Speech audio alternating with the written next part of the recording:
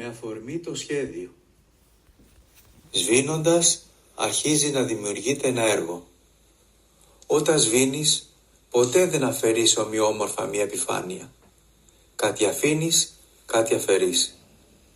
Υπάρχει ένας μηχανισμός αφαίρεσης που τις πιο πολλές φορές είναι σωστός. Σχεδόν πάντα θα κρατήσεις τα πιο ουσιώδη. Όταν μπεις στη διαδικασία να σβήσεις, ήδη έχεις μπει σε μια φάση επιλογής. Είσαι στη φάση που γίνεσαι επιλεκτικός. Κρατάς κάτι που από την αρχή υπήρχε ή προέκυψε. Το σίγουρο είναι ότι θέλεις να βγάλεις ό,τι περιττό.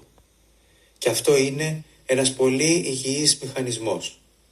Αυτό που θα μείνει είναι ίσως αυτό που ήθελες πραγματικά. Όλα τα άλλα επιπρόσθετα, φλίαρα, κουράζουν και τους άλλους.